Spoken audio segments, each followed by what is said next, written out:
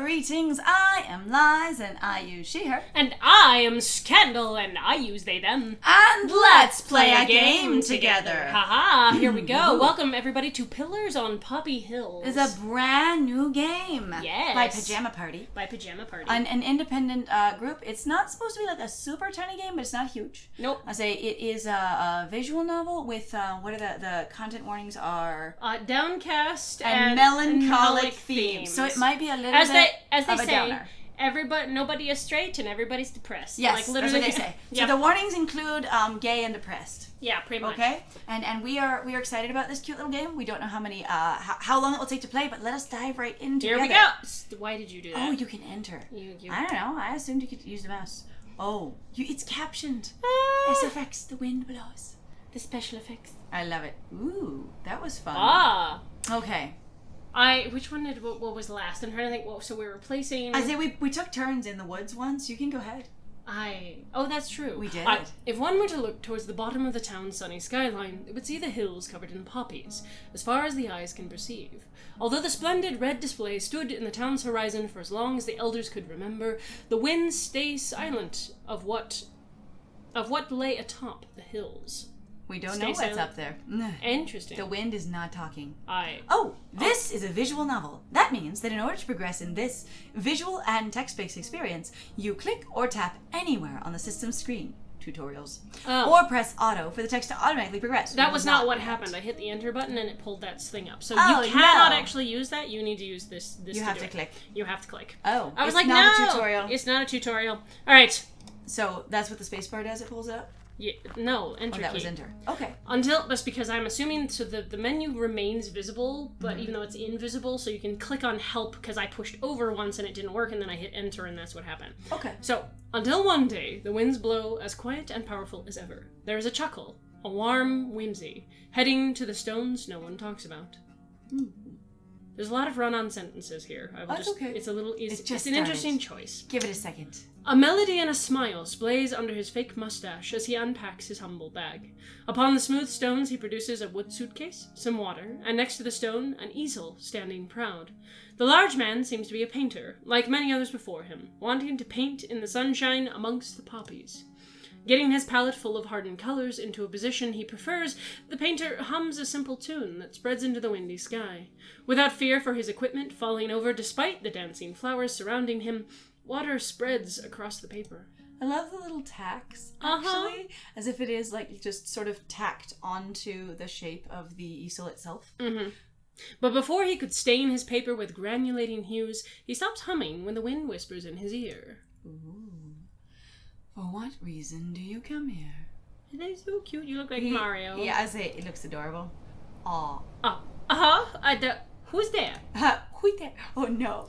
He turns round and round, and sees nothing but the poppies swaying around him and the silent ruins. Thinking he was imagining things, for that is what painters do, he turns to his canvas and lifts his brush to the palette. As he does, the wind blows, seemingly more harsh than before. Excuse me, you were not paying attention to me, is what I'm hearing. Pretty much. I also like that there's a specification of like how heavy the easel is, and that even with a strong wind, there's no concern about falling over. Right. For what reason do you come here? Who's there? If you want to come out to chat, then come on out. I swear I won't bite, and I don't mind. Slow down a little, maybe. The painter waits for a reply, but only nothing greets him back. Oh, nothing does greet him back. Or you could just keep hiding and chat with me like this. I understand if you're really shy. That is kind of cute and accepting. Going, if you're going to talk to me, come out. On the other hand, if you're shy, that's fine too. I like that. The wind blows as it always did, so he shrugs and turns to the paper on the easel. The paper had long dried and needed to be wet once more. So with a newly wet brush, water spreads across what was meant to represent the sky. It did not take long for it to stop before the wind again. For what reason do you come here? There is nothing here to paint. At last the painter frowns, but not with annoyance or anger. He replies with confusion in his voice. What are you talking about? The hilltop is beautiful. It's such a shame nobody comes here to see the gorgeous sights. You know why that is? The wind sounds as if it was hissing. And despite the dour air, the painter smiles and replies with a laugh. I absolutely do not know. Nobody has said anything about this place even after I asked. I came here of my own curiosity and my own will, and I was not disappointed. I've been staring at this thing the entire time I've been in the city. It's just over there, this giant patch of red. And you know what? Everybody... Nothing. Nothing goes on here at all. We say nothing. The wind surges, causing the easel to top over and the painter to brace himself from the dust that could enter his eyes. With each invisible push, he could hear the voice whizzing past his ears. Whoa. You know not of the curse that roams this land, of how, with enough time spent here, you will become nothing. The painter is silent, even as the gust dies down. And even in its ire, still weaving around rocks and ruins, the painter looks down at his toppled easel, which still holds the paper he wants to paint on. There is a long silence before the painter speaks, while staring at the expanse of white on the ground. If I were to become nothing, then nothing would change. Oh. But before I'm gone, I would at least like to finish one painting. I'd love to paint this beautiful landscape. Oh, no, but that's like really cute in a lot of ways. It's really sad. Just, one, that's like super depressing going, I have no value and I already am nothing, but at least have a goal. Right? Oh. It's too much of a shame to keep this place forgotten. Its beauty deserves to be remembered, at least, even in my crude scribbles and with my shabby skills. Aww. The winds die down, and soon all is silent. The painter props his easel up again, and proceeds to do as he was trying to do before. Palette in hand, and the paper crumpling with wetness again, he adds more pigmentless strokes, and begins to hum a simple tune, as he was trying to do before. So that is a style of watercolor painting that I'm familiar with, where you have to have the canvas wet before you start. Because Yes. You're doing wet on wet. Yeah, so that is actually a thing you can do where you do wet on wet, or you do wet on dry, dry on wet. There's lots of different combinations, and it's really interesting. And watercolor is hard. It's one of the things that I have been trying to do, and I am no good at it. I love watercolor. I don't do really realistic stuff, but I'm able to get exactly what I want out of it. Mm-hmm. And I keep hearing from a lot of people that it's really hard, but I think for me, it just makes sense. But again, I'm not trying to do hyper-realistic stuff, so maybe it just works well for what I'm after. Right.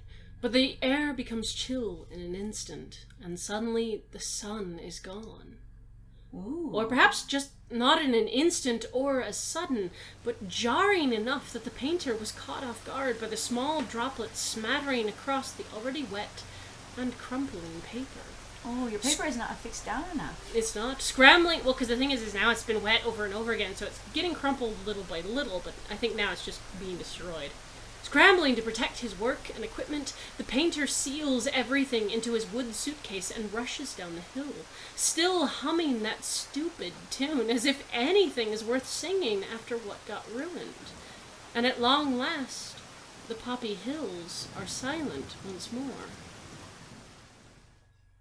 Goodness, the rain looks beautiful. I like the explanation of the sound effects. It's actually really telling charming. you what's going on. It does. If one were to look towards the bottom of the town's rainy skyline, they would see the hills covered in poppies as far as the eyes can perceive. Red flowers bow and dance with the droplets, as if with reverence for what these ruins once had. But nothing is to be respected here, for even the winds stay silent of what lay atop the hills. Wow.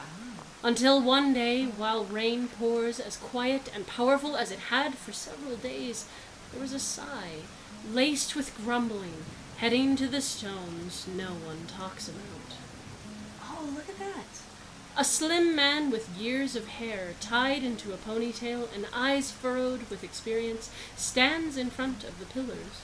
Equipped with a partially empty book in one hand and an umbrella in the other, He seems to be a researcher, like many others before him, wanting to research in the rain amongst the poppies.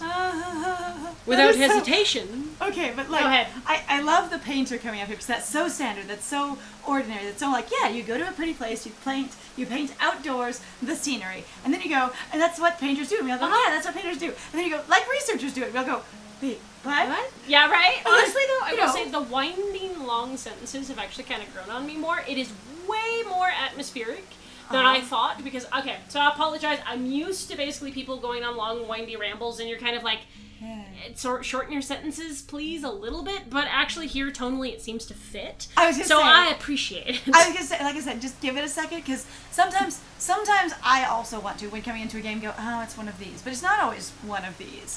And so I'm trying to hold and reserve judgment more. I'm glad it's growing on you. I like it. Yeah, Without hesitation, while balancing his book on one hand and positioning the umbrella so he can use his now free hand, he began to carelessly rifle through the respectful poppies filled with rainwater.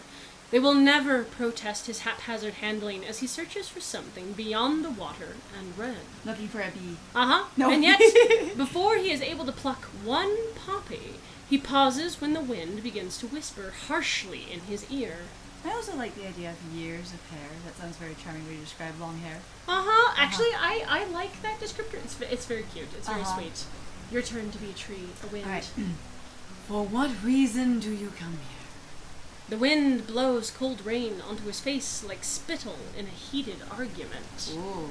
But the researcher makes no motion at the icy water, and unlike the painter, he replies without whimsy, but bluntly, as if admonishing a child. Ooh, nice. I'm just a simple researcher, and I want to research this area. Don't bother me. The wind pushes harder, causing the researcher to stumble and catch hold of his straining umbrella. Poor umbrella. I'm also just like, excuse me, I'm working. Wind. Oh, fuck that. Pretty much, actually. Research. In the rain. How absurd. The researcher makes no notion towards the insulting wind and retorts. Everyone hates the rain, but I love it.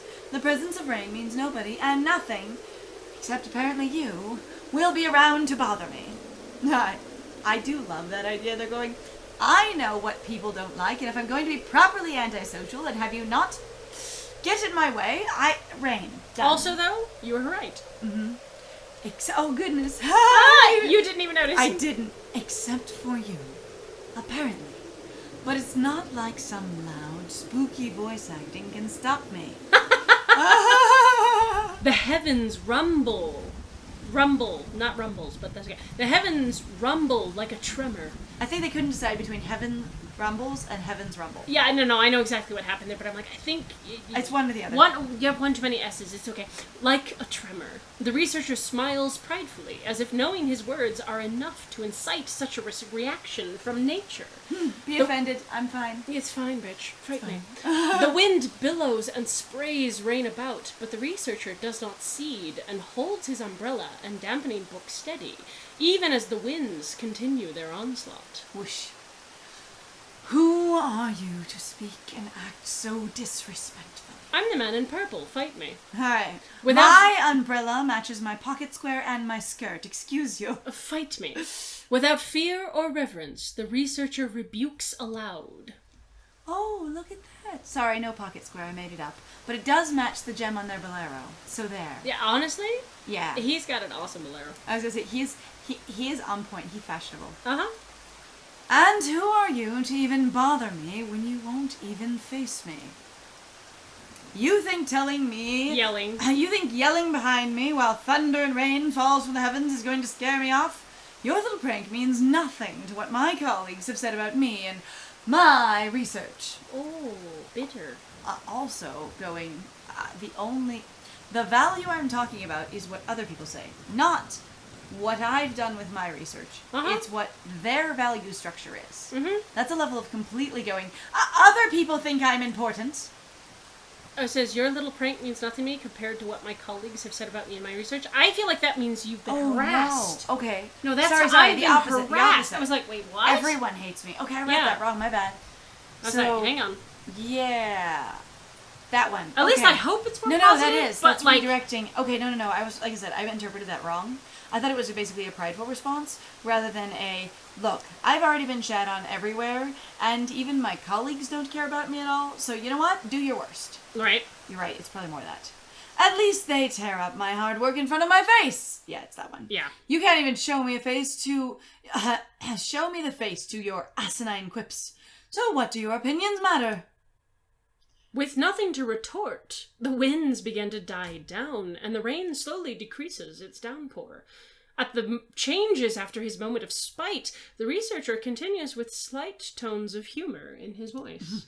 Okay, I have to tell you immediately right now, I, as a reader, really appreciate that you're putting the descriptors first. Yes, so I know how to voice these things. So we know how they actually sound. And it also sort of gives you this sort of level of expectation going, oh, what are they saying with these tones of humor? And not sort of going only after the fact kind of thing. Mm-hmm. Like, it's sort of this fun little build-up. And again, it adds to the tone and the whimsy, and I really like it. So even when you're not reading out loud, it can be very hard to tell what the intonation or emotional emphasis of a sentence is unless the scene has made it really clear. And especially if you're meeting someone new, it usually isn't clear at all yet. And a lot of authors put it after the sentences, and so then you have to go back and retroactively correct. So this is nice. Yeah. I cannot believe that's all it took to make the weather die down a bit. Call me stupid, but there's nobody around aside from you to call out my research and theoretical conclusions. I know who you are, oh severed voice, and I will not be dissuaded because I know you have no powers but to be pretty prose on paper. And even then, the things that could be written about you can only be written as a stain upon history's pages. Oh, sad. Blood stain or ink stain, I don't know, but a blot nonetheless. And that giant blot means there's little to no actual words about you or this place. But from what I could gather, a forgotten god, a god of nothing, much less a spooky voice, has no power over anything.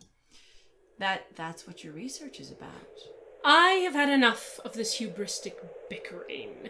After a gust of air, I silence the winds and rain so the researcher can hear my disdain clearly. Oh, it is the narrator. Oh, the narrator is nasty. As I say, also, the narrator is nothing telling the story. That is actually really interesting. I like that. And also, there's going, all right, fine.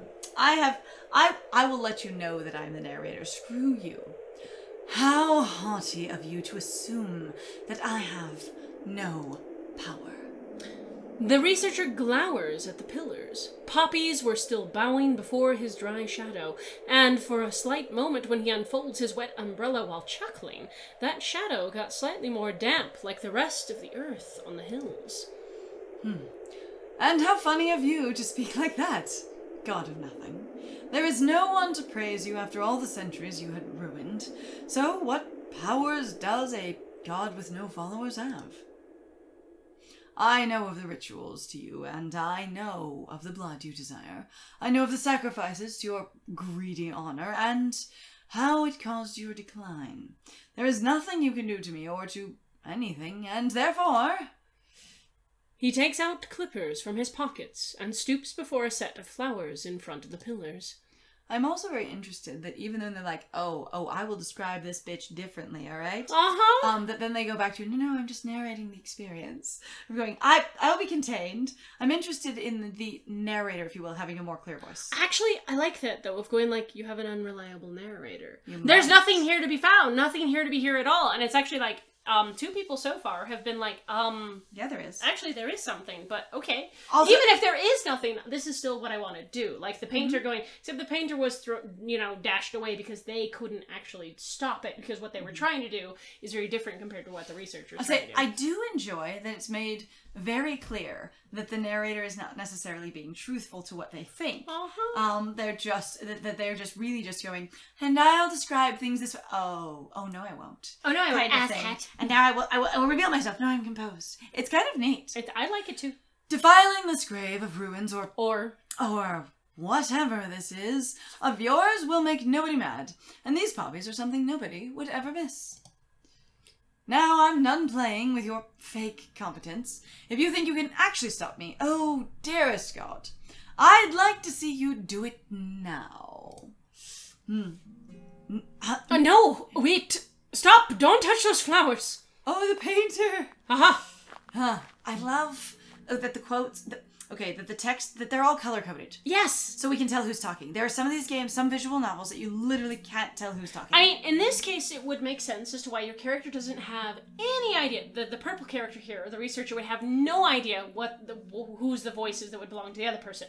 But I like the visual cue for the reader. Exactly. Like, just selfishly for me, but also considering, like, if the ruins are the ones telling the story, it makes sense as to why the ruins would know, so therefore you would automatically know because the ruins knows who it is, and they're sharing that. Yeah, if the ruins, if the nothing... If the nothing, the god of nothing. is narrating this, then yeah, they know everyone that's there and they've assigned a color to them. Yeah, which I think is really charming. It's cute. The researcher directs his gaze to a voice tumbling up the muddy hill.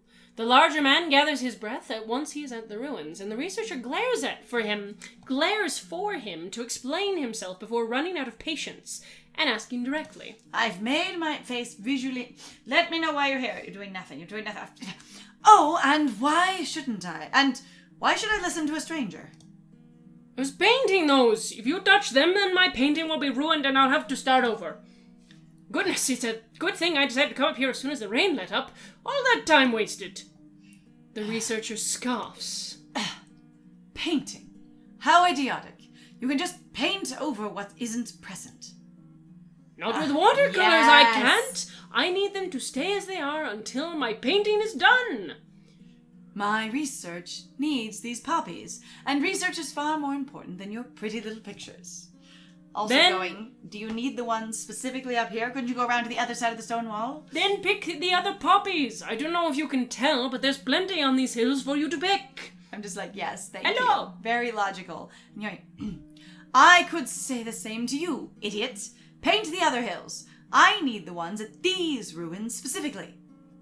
And I wanted to specifically paint the ones at the ruins. Yes. Their stupid argument is getting irritating and noisy. The winds and the clouds begin to swell in hopes of at least drowning out their incessant bickering. Narrator half connected to you, going, these things are happening, and then I'll just... This also... Oh, God. Well, okay, how about this? If you are patient enough, then your research can come after I'm done with my painting. And when, pray tell, will that be? Any semblance of anger or annoyance the painter possessed is erased when he pauses and glances at the ruins before answering. I'm not sure. I haven't painted something like this before. The researcher sighs, very visibly annoyed, before turning to the vast expanse of rocks. You don't say. Well, I'll get started on it as soon as I can, so you don't need to wait long. And with perfect timing, the rain begins to fall again. The first droplet hits a nearby rock, and the sound causes both men to look into the sky. The tiny sound. Ah, shoot! My paints! Oh, dear. The painter panics and shuffles his wooden suitcase under his armpit. The researcher winces as he unfolds the umbrella above the two of them and asks tersely, Didn't you bring an umbrella? I mean, why did you decide to come up here without an umbrella? It was raining earlier. I love the judgy gay. I love it. It's so good. I was hoping the rain would let up after it stopped. Well, it just means I'll come back here another day. The painter stares directly into the researcher's eyes, and for a moment the researcher's cheeks looked a little pink, and though it could have been from the approaching cold that comes with rain. Honestly, the blush was amazing. The little face emote was great as it shifted from one to the other. I did not see it because I was reading. I'm so glad sorry. You got to see it. It was real cute. Okay, so the recommendation is from Lies is go rewind and go watch the faces up here shift. Just listen to me speak, unless you're already doing that, because then good for you. But I totally am like, that was a cute face shift. Until then, don't pick those flowers. Wait till I'm done, please. The painter leaves the safety of the researcher's umbrella and makes his way carefully down the hill. His white shirt quickly becomes dotted with water, and the researcher calls out to him. You idiot! You're planning on going back to town drenched? The painter stops and turns to the researcher, wondering if he actually heard the worried tone in his voice. I mean, it's just water. It's not going to kill me. It'll ruin my paints, though. At his answer, the researcher lets out a frustrated growl and storms toward the painter. He stops once the painter is under the umbrella and glares at him, silently, but still holding back insults he clearly wants to fling. Retired alpha male. Has cheesy crackers. Uh-huh. Has the umbrella you need. Has the ibuprofen. Will parent you. Has brought the ibuprofen. Uh-huh. Okay, so we read a really great thing where someone's like, okay, all your toxic masculine people who say they're an alpha male are completely wrong. Alpha males are caretakers and leaders. So they have everything the people around them They need. have their purse with their cheesy crackers, their ibuprofen. They got a water bottle for Their water everyone. bottle. They got lotion. They got chapstick. They got it all. So this you are basically group mom if you you're are the alpha male. The alpha is the group mom, and I refuse to believe anything else ever since alphas don't actually exist. I honestly, and it's true, and we're going to put that out there. If you actually know anything about the research behind the alpha male question, or just what alphas, betas, and omegas are in regards to wolves, they do not actually exist. The researcher made a mistake. Well, rather, understood things in a way that was not correct. Yes. And then when he went back and did more research with more funding, more awareness, more education. And also did research that was not in basically an enclosure. I say that was more accurate. Yeah. I say he's like, yeah, my first book was completely not accurate, and here's why. And he's like, and now I'm basically paying for it because literally nobody seems to want to listen to me. They don't care. But anyway, so yeah. He is I trying, accept alpha males who are group mom. Yep, pretty much. Yep. Only alpha males are only group moms. Yep, towards the painter and blushing again. Well, are we going to go?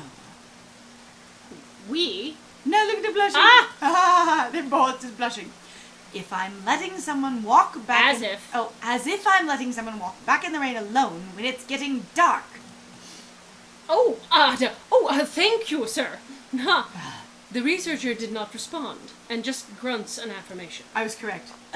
And with that, the two men made their way silently down the hilltop. That's freaking adorable. It's very cute.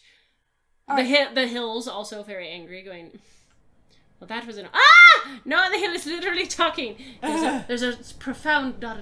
I see. And now... Goodness, how damn noisy. And, you know what? I think that is the plot arc for the beginning. Sure. I think this is a good place to intro the game. I mean, to intro the first episode. Okay, sure. Because I feel like something else is about to start, and I know there's more than 2 people in this game based on the art for it. Yes, that's fair. Okay, well, we will go ahead and we will stop here. Thank you very much, everybody, for joining us for this first episode, and we will see how much of this we will do. So as far as I understand, there are actually multiple endings to this game. The plan right now is to do 1. Yes, but because we also want you to go play this game yourself. Yes, Please absolutely. support the creators. So far, I am charmed. It looks real cute. I'm very much enjoying the visual conventions of the characters sort of moving around and the shifting features. They've moved around so much. It's really charming. I'm like, They really have. There's a lot of motion across the screen. You can really feel them is centered in the visual plane. It's very fun. And it's really nice. Anyway. So, thank you very much, everybody, for joining us. If you like what we do, please feel free to like, comment, subscribe, and also share our videos. If you're having a good time with us, please also make sure, like I said, to support the creators. This actually was a game that was a part of the Queer Bundle from Itch for 2021. So actually, if you want to go check out, we actually have a link to that bundle. If you want to go see if there's other games that you would like us to check out, please feel free to do so and tell us your thoughts. Please also feel free to go check out our Ko-Fi and our Patreon and our Twitch. There are links to that as well down below. Yep. And I have been Scandal. And I have been Lies. And it was great playing with you. Bye!